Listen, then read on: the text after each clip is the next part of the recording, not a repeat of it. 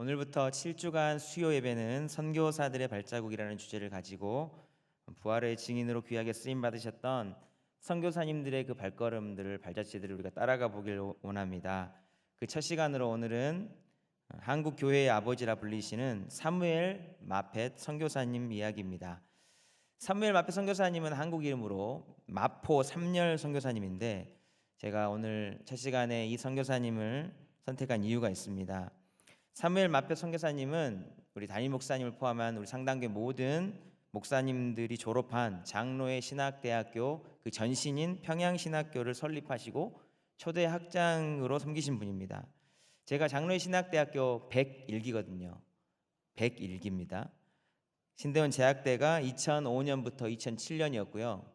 그때는 1907년 평양 대부흥운동이 일어났던 그 100주년이 되는 기념 해야 될 그런 때였습니다. 그러다 보니 그때 학교 분위기는 이 100주년 기념 행사들이나 예식들이 많이 준비되고 있었고요. 특히 평양 대부흥 운동의 주역이셨던 분들이 많이 주목되었던 때였습니다. 평양 대부흥 운동의 주역이신 길선주 목사님이 평양신학교 1회 졸업생인데 그분을 가르쳤던 오늘 이야기하고자 하는 마펫 선교사님도 당연히 중요했던 거죠. 그래서 평양 대부흥운동 100주년 기념을 맞아서 미국에 있던 마펫 선교사님의 유골이 장로의 신학대학교 저희 학교에 와서 이장이 되기도 했고요. 또 그의 업적을 기리면서 선교사님의 그 흉상이 학교에 세워지기도 했습니다. 이런 뜻깊고 의미 있는 일들이 제가 학교 다닐 때 이렇게 많이 일어나고 있었는데 실은 저는 평신도로서 처음 신학교를 가서 그 학교에 적응하기가 바빴던 터라 특별히 이 분에 대해서 당시에 그렇게 큰 관심을 기울이지 못했고 정말 그냥 흘려들었던 피상적인 내용들만 알고 있었던 겁니다. 그러다가 2년 전 코로나가 막 터질 때 2020년 3월 1일 때 3.1절을 맞아서 KBS 다큐 세상에서 130년간의 한국 사랑 마포 삼열과 그 아들들이라는 다큐멘터리를 방영한 것을 제가 보게 됐어요.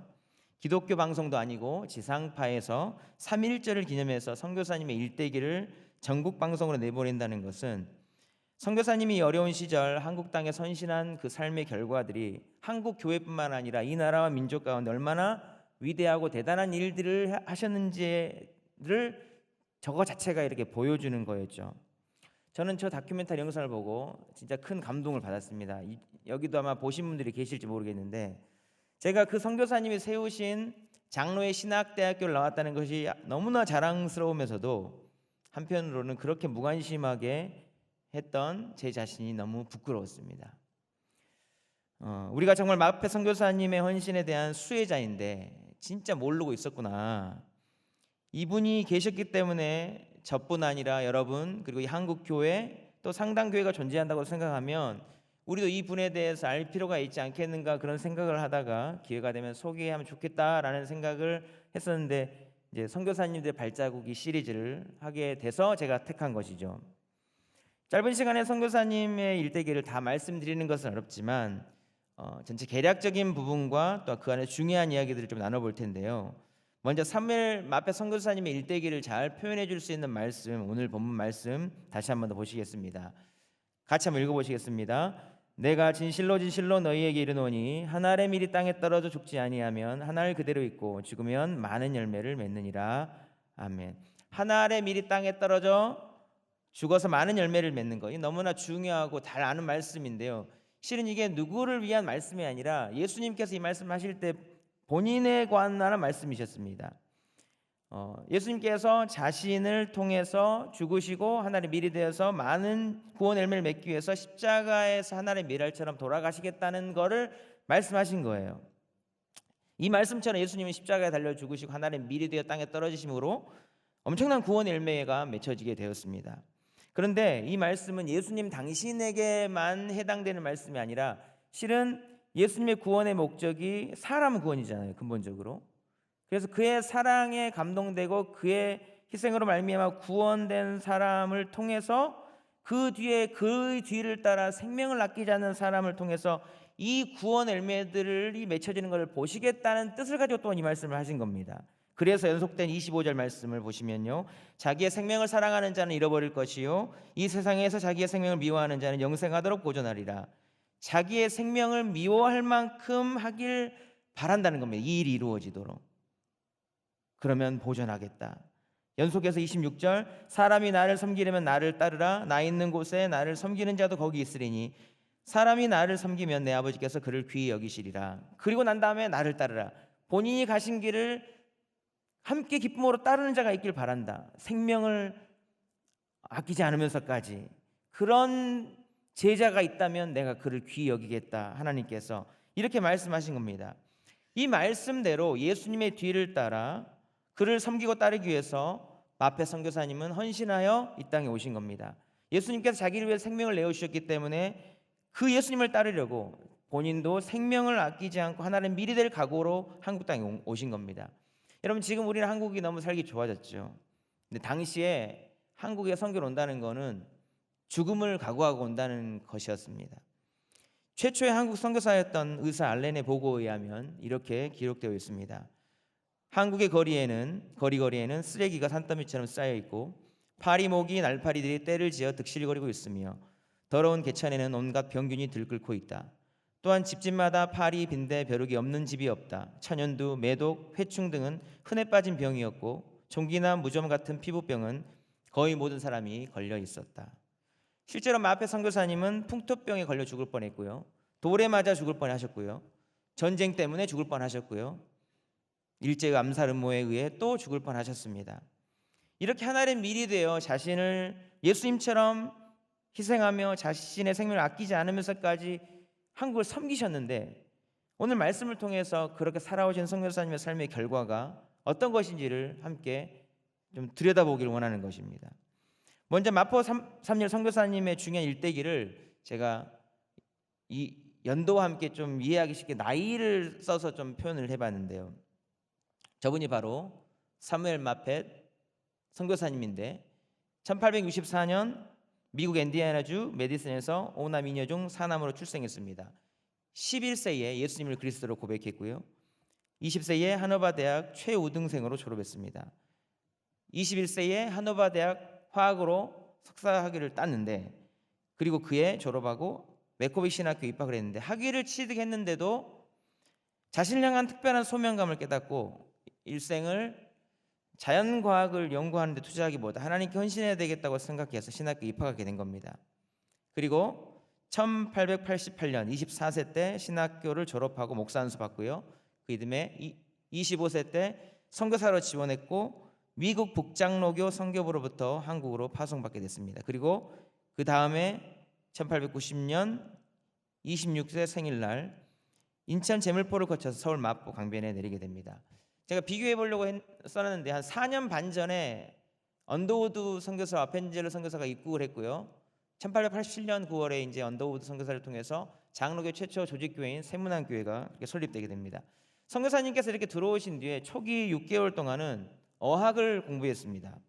그리고 저 표에 보시다시피 약 4년간 10차례에 걸쳐서 한국 전체를 다 파악하기 위해서 10차에 걸쳐서 전도 여행을 했습니다. 남쪽 끝부터 북 끝까지, 그리고 중국 땅까지 다 답사를 했습니다. 10차의 선교 여행 후 그는 서울로 가기로 결정하지 않고요, 평양에서 선교를 해야겠다라고 결정을 하고 평양에 거점을 잡았는데요. 이 전도 여행의 전체 여정을 살펴보면 마페 선교사님의 그 열정이 얼마나 대단했는지를 알게 됩니다. 얼마나 한국 땅에 복음이 심겨지고 그 구석구석에 그리스도의 피 묻은 복음이 심겨지길 원했는지, 그가 5년 동안 한국 땅 도보로 걸어다닌 거리가 10만 킬로였다고 합니다. 서울에서 LA까지가 한 10,000 킬로 된대요. 10번 갈 수 있는 거리. 차를 사고 5년 동안 타도 10만 킬로는 타기 어려울 것 같은데 어마어마하게 다니면서 그 열정으로 선교의 기틀을 다진 거죠. 이렇게 평양 중심으로 복음을 전하면서 새롭게 생긴 교회가, 시작된 교회가 평양 최초로 세워진 널다리골 교회였고요, 그리고 1894년 세례식, 최초의 세례식과 성찬식이 진행되고, 뒤에 보겠지만 이 널다리골 교회는 평양 대붕운동의 진원지인 장대현 교회로 발전하게 됩니다. 최초 세례 명단이 있죠. 그 교회가 생기고 최초 세례받은 명단 중에 저기 8명인데 최치량이라는 사람이 있었습니다. 이 최치량이라는 사람은 널다리골 교회의 시작과 중요한 관계가 있는 사람인데요. 평양 널다리골 교회의 시작은 마펫의 10차 중 2차 전도 여행 중에 최치량이 경영하는 여관방을 숙소로 잡고 그 여관 손님들에게 복음을 전하는 것으로부터 시작했다고 합니다. 이 최치량이 누구인가? 한국 최초 순교자가 된 토마스 선교사님께서 제너럴 세머너가 대동강변에서 불타자 선교사님은 거기서 내려서 갖고 있던 성경을 뿌리다가 참수를 당하게 됩니다. 순교를 하게 됩니다. 당시 그때 12살이었던 최치량, 12살 소년이었던 최치량은 그 현장에서 선교사님이 뿌린 성경책을 가지고 와서 평양성 관리인 박영식이라는 사람에게 갖다 주게 됩니다. 다음 그림 보시면 이게 널다리골 교회가 된 박영식의 여관인데요. 박영식과 최치량입니다. 당시에는 책이나 종이가 너무나 귀한 시절이었기 때문에 이 박영식이 그 질 좋은 성경 종이를 보면서 너무 좋아서 그걸 다 찢어가지고 자기 방과 천장가에 다 도배를 했고요. 그러다 보니까 이제 아침에 누워서 눈 떠도 성경책이 있고 뒤돌아도 성경책이 있고 밥을 먹을 때도 성경책이 있고 계속 뒤척여도 성경책, 계속 성경을 보다가 예수님 믿고 구원받게 된 일화가 있습니다. 이 성경으로 도배됐던 박영식 집이 후에 최치량이 경영했던 여관이 되었고요. 이곳이 바로 후에 널다리골 교회가 된 것입니다. 이 마포 3년 선교사님이 전도여행 중에 이 성경으로 도배된 여관방에 묵게 됐는데 이 성경으로 도배된 여관을 보면서 어떻게 이 성경이 여기까지 이렇게 오게 됐는가, 그리고 여기에 발라져 있는가, 하나님의 놀라운 섭리를 경험하면서 이 여관방을 거점으로 해서 복음을 전해야겠다 이렇게 생각을 하게 된 거고, 실은 결과적으로 이 최치량과 마포 3년 선교사님과의 만남도 놀라운 하나님의 섭리였던 것이죠. 이 여관 경영인 최치량은 본래 도박과 술꾼이었고 아주 색을 즐기는 사람이었는데 이 마포 3년 선교사님과의 만남과 그거 가까이 지내면서 점점 변화되기 시작했고요. 함께 성경을 공부하면서 그리스도인으로 거듭나게 됐고 신자가 됐습니다. 그리고 그는 그 교회의 최초의 세례자가 됐고요. 후에 그 교회 장로님이 됐습니다. 이 복음의 역사 중심에 있는 널다리 교회는 나중에 평양 장대현 교회로 이름이 바뀌고 조금 전에 말씀드렸듯이 1907년 대붕운동의 시작점이 되었습니다. 이렇게 하나님의 특별하신 섭리와 선교사님 헌신으로 교회가 세워졌는데, 근데 그 교회가 세워진 그 해에 이 널다리골 교회에도 큰 위기가 닥치게 됩니다. 세 가지인데요. 박해와 그리고 청일전쟁, 그리고 전쟁 이후에 전염병이었습니다. 평양 초대교회 박해 사건은 이 널다리골 교회가 생긴 해 5월 수요일 저녁 예배를 드릴 때에 이 관가에서 포졸들이 들어와서 성도들을 두들겨 패고 포승줄로 묶어서 감옥에 가둔 사건이었습니다. 평양 관가에서는 이 널다리골 교회 성도들을 곤장으로 패고 야소교를 믿지 말라고 배교를 강요했답니다. 이 마펫은 이 일을 수습하고 막 세워지는 교회를 잘 지키려는 그런 모든 과정 가운데 그 위기를 하는 과정 가운데서 나중에 그 경험을 이렇게 증언했습니다. 제가 읽어드리겠습니다. 1894년 봄, 홀 의사가 아내와 어린 아기를 데리고 평양에 도착한 지 얼마 되지 않은 날 저녁이었다. 나의 조사 한석진과 다른 사람 15명이 모여 기도회를 드리면서 몸은 죽여도 영혼을 죽이지 못할 자를 두려워하지 말고 라는 성경을 읽고 기도한 후 막 일어나려는데 갑자기 포졸들이 달려들었다. 오랏줄로 결박하고 몽둥이로 때리고 목칼을 씌워가지고 관청으로 잡아갔다. 5월 풍문으로 떠돌던 박해가 정말로 오고야만 셈이었다. 그리하여 신자들은 그리스도를 위하여 받는 고난이 어떠한 것인지를 배우게 되었고 그리스도를 위하여 끝까지 참는 신앙이 어떠한 것인지를 그때의 위정자들에게 확증시켰다. 내가 서둘러 평양에 내려갔을 때 나는 하나님께 무한 감사를 드렸다. 그것은 저희들의 마음속에 그리스도의 사랑의 능력이 가득 차 있었다는 것을 증거해 주었기 때문이었다. 아무도 저들을 그리스도께서 분리시킬 수 없었으며 저들의 신앙을 빼앗을 수 없었다. 내가 그들을 위하여 할 수 있는 일이란 다른 무엇보다도 저들과 함께 있는 일이었다. 주께서는 그 두려움을 통하여 우리들을 더욱 가깝게 만드셨다. 나는 그때에 저들이 나의 건강을 염려하여 그처럼 간절히 기도하던 일을 언제나 잊을 수 없다. 이 고백처럼 마펫은 언제나 그들과 함께 하려고 했습니다.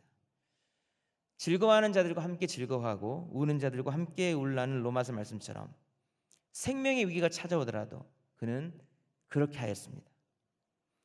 그 열매는 늘 언제나 그렇듯이 예수님이 그러하셨듯이 사람을 얻는 것이었습니다. 생명을 얻는 것이었습니다. 널다리골 교회가 세워지고 교회 밖에 있던 그때에 박해 말고 또 전쟁이 일어나서 교회는 큰 위기를 맞이하고 맙니다. 이 청일 전쟁은 청나라와 일본의 그 조선의 패권을 두고 싸우는 그런 전쟁이었는데요. 그 전쟁이 얼마나 혹독하고 파괴적이었는지 기록에 의하면 3일간의 전투에서 평양이 막 거의 초토화됐다. 그리고 도성 인구의 6만 명이 1만 5천 명으로 4분의 1로 줄어버렸다. 이렇게 기록하고 있습니다. 이 청일 전쟁의 격전지가 바로 평양이었기 때문에 이 전쟁의 소식을 듣고 많은 선교사님들이 그 자리를 떠날 수밖에 없었습니다. 다 피난길에 오를 수밖에 없었습니다. 마페 선교사님도 서울에서 돌아오라는 연락이 빗발쳤지만 전투가 있던 내내 그는 평양에 남아서 교회와 성도들을, 평양 시민들을 지켜냈습니다. 곁에 아무도 없는 불쌍한 사람들을 보면서 자신이 복음을 전한 사람들을 그냥 놔두고 나 살자고 전쟁터를 떠날 수가 없었기 때문이었습니다. 오늘 말씀처럼 자신의 생명을 사랑하는 자는 잃어버릴 것이고 이 세상에서 자기의 생명을 미워하는 자는 영생하도록 보존하리라는 말씀을 기억하면서 이 평양의 영혼들을 위해서 자신의 생명을 아끼지 않고 돌봤던 겁니다. 이 전쟁은 1년 만에 마무리됐지만 거기서 끝나지 않았습니다. 여기저기 널브러진 시신들과 더운 날씨로 인해서 전염병이 창궐하게 됐습니다. 선교사님도 전염병에 감염되어서 생명의 위협을 받는 그런 최악의 상황이 찾아와서 사경을 헤매기도 했다고 합니다. 그러나 그런 상황에서도 자기의 생명보다는 그들의 생명을 돌보는데 자기의 생명을 아끼지 않고 그들을 껴안아주고 보살펴주고 보호해주고 그들 편에 서서 그리스도의 사랑의 모습을 실천해 나갔습니다. 근데 그것이 그 위기 가운데에 모든 성도와 평양 사람들에게 어마어마한 감동으로 전해지게 됐답니다. 그리고 그 결과 전쟁과 전염병이 끝난 뒤에 그 작은 교회에 사람들이 어마어마하게 몰려오는 계기가 되었고요. 선교사님이 보인 그리스도의 사랑에 감동하고 그 사랑에 항복하여서 교회는 날로 부흥 성장해 가기 시작했답니다. 후에 미국 북장로교가 한국 선교 보고한 거에 기록에 의하면은 이렇게 평양에서의 일어난 복음의 불길은 점점 번져서 1894년 8명의 세례교인으로 시작한 그 널다리 교회가 청일 전쟁이 일어난 후 그 이듬해 1895년 세례 성도 수가 75명 되었고 3년 뒤인 1898년에 세례교인 성도 수가 3,000명에 이르게 됐다고 했고 3년간 40배 이상 성장했다고 합니다. 1949년에는 세례교인 수가 성도 수가 7만 명, 세례교인 수가 25,791명이라고 기록하고 있습니다. 어떤 선교 역사에도 찾아볼 수 없는 어마어마한 일들이 일어났던 겁니다. 다른 많은 이유들이 있을 겁니다. 선교 정책으로 인해서. 그러나 마페 선교사님의 생명을 아끼지 않으며 하나님의 미랄이 되겠다는 그런 심정으로 성도와 교회를, 그 시민들을 사랑으로 섬긴 결과였던 겁니다. 이렇게 단 몇 명으로 시작한 널다리골 교회가 부흥의 역사로 이어져 가게 되었는데요. 한국 교회의 부흥을 일으킨 그것에 지대한 영향을 미친 선교사님의 공헌 중 또 하나는 이렇게 교회가 성장해 가면서 이 성도와 교회들을 섬길 목회자를 양성하는 신학교를 세운 일이었습니다. 성도 수가 급격히 늘어난 1900년 36세에 평양 장대현 교회 예배당을 준공했고요. 1901년 37세에 평양 장로의 신학교를 자신의 사택에서 시작했습니다. 1894년 널다리골 교회에서 처음 세를 준 후 7년 만의 일이었습니다. 그리고 1907년 6월 43세 때 평양신학교 최초 1회 졸업생을 배출했고요. 그 후 3개월 뒤 평양 동노회를 설립하고 이 노회에서 졸업한 7명의 목회자가 배출되었습니다. 목사님들 이름이 나오죠. 사진 좀 보여주시겠습니까? 7분. 방기창 목사님은 널다리골 교회 최초 장로님으로 후에 전도 목사로 살았습니다. 서경재 목사님은 언더우드 선교사님이 세운 세문안교회에서 동사 목사로 섬겼다 합니다. 한석진 목사님은 마페 목사님의 조사로서 초기부터 선교사님의 오른팔과 같이 그를 가까이 섬긴 분입니다. 길선주 목사님은 평양 장대현 교회의 최초 한국인 목회자로 섬기게 됐고 1907년 평양 대부흥운동의 주역이 됐습니다. 7분 모두가 여기 오기까지 각자 하나님의 사랑을 깨달은 은혜의 사연들이 있을 겁니다. 모두가 마페 선교사를 만나서 은혜를 또 잊게 됐지만 그 선교사님 사이에 있었던 일을 한 번만 예로 들어보겠습니다. 아랫줄 왼쪽에 두 번째 있던 이기풍 목사님 이야기입니다. 이기풍 목사님은 12세 때 붓글씨 101장에서 장원할 정도로 뛰어났으며 머리가 좋으신 분이었는데 그의 뜻을 펼칠 길이 없어 그의 세고 급한 성격에 따라 평양이 알아주는 불량배로 거듭나 버렸답니다. 이 깡패 청년이 하루는 마페 선교사님이 집에다가 돌을 확 던졌는데 그 집안의 선교사님 반응하지 않았습니다. 참으신 거죠. 후에 마페 선교사님은 평양 시내에서 좀 어눌한 한국말로 복음을 전하고 있었는데 말을 이상하게 하는 그 선교사님을 보면서 이 이기풍 청년이 오기가 생겨서 돌을 집어 강속구를 던졌는데 그 돌이 마페 선교사님의 여기를 맞고 턱을 맞고 마페 선교사님 피를 흘리며 쓰러졌습니다. 조금만 올라가서 다른 데 맞았으면 어떻게 했을까요?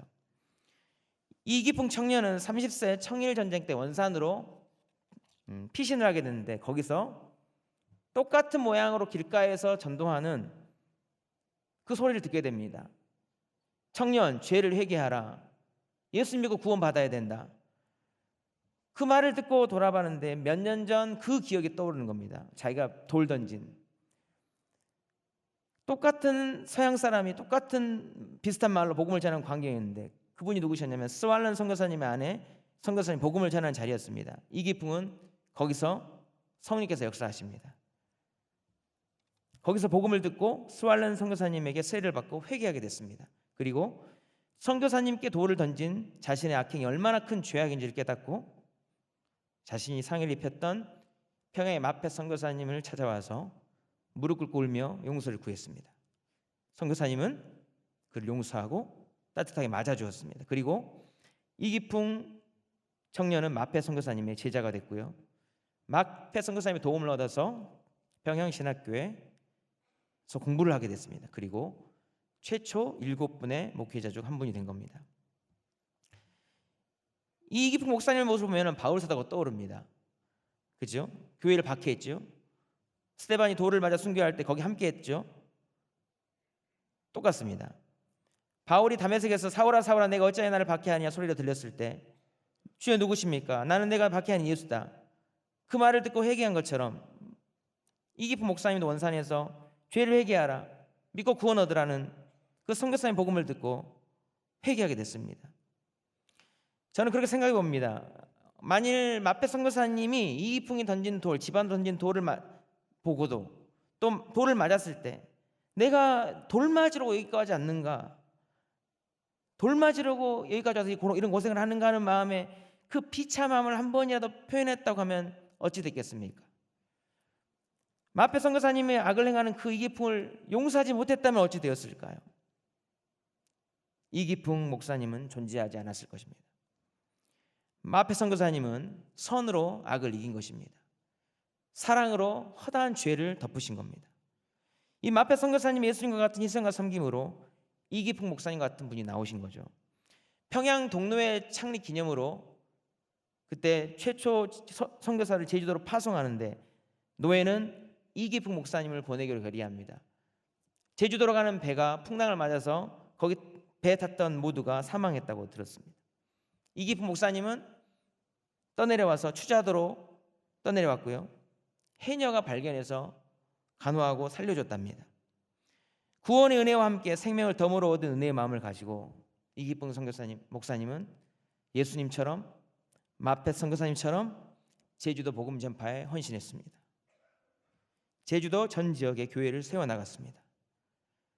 그리고 일제의 신사참배를 강요에 거절하다가 75세에 순교하셨습니다.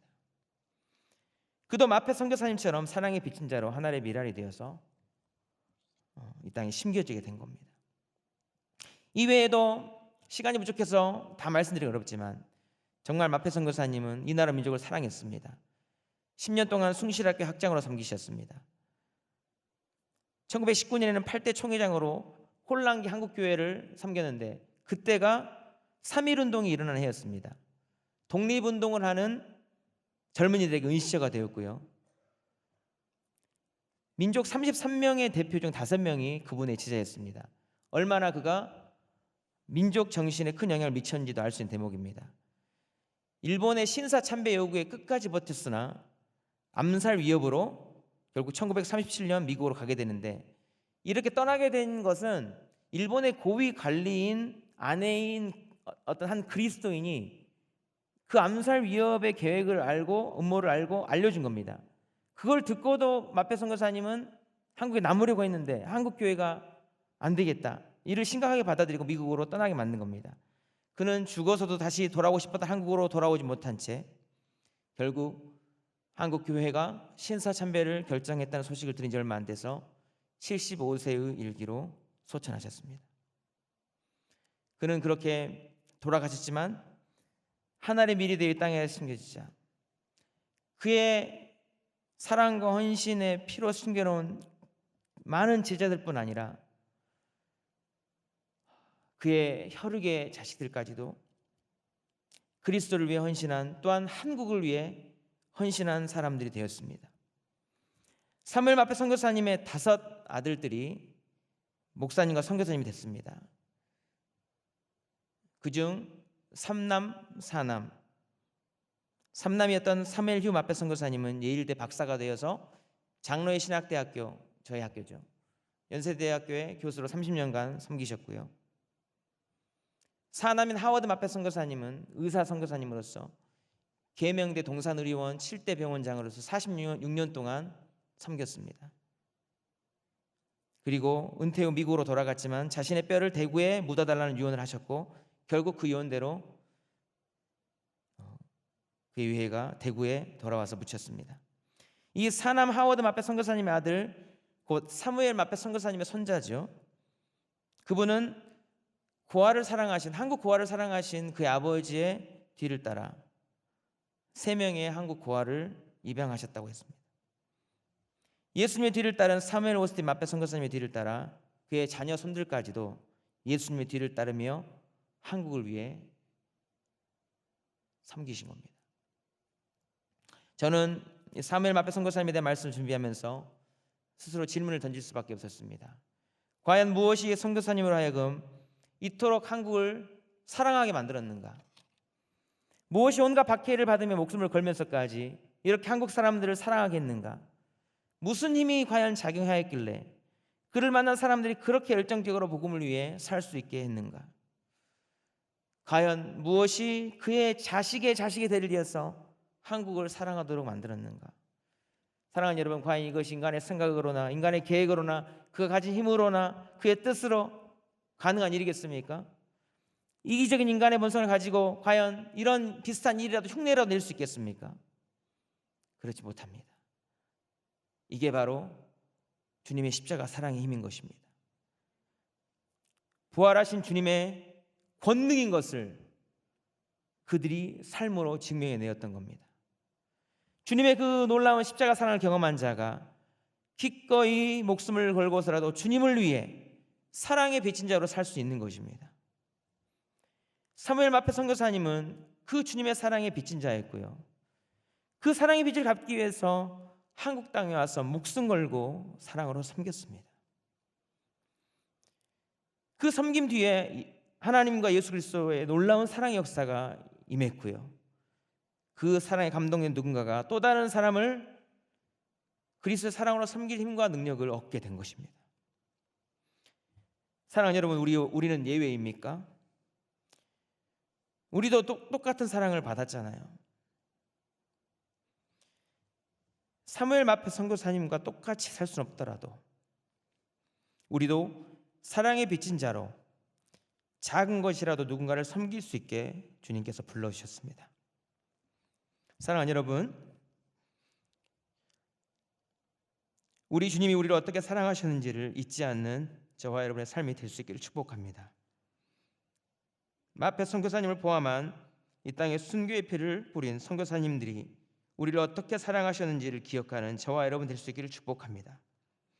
부족하지만 우리도 주님의 사랑에 감동된 자로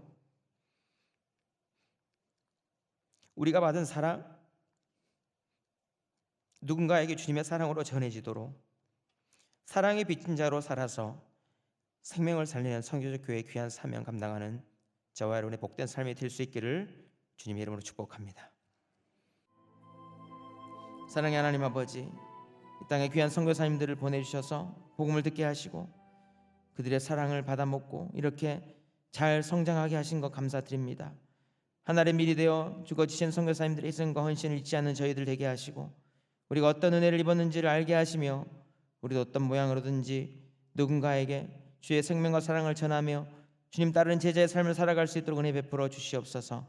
선교사님들의 희생과 피값으로 세워진 이 헌신 위에 세워진 이 한국교회를 지켜주시고 우리에게 맡겨주신 이 한국교회를 소중히 여기며 잘 지켜나가게 하시고 지금도 복음과 주의 사랑이 필요한 곳에 하나님의 미랄 되어 쓰임받는 이 한국교회와 상당교회 되도록 주님 축복하여 주시옵소서. 감사드리며 예수님의 이름으로 기도드리옵나이다. 아멘.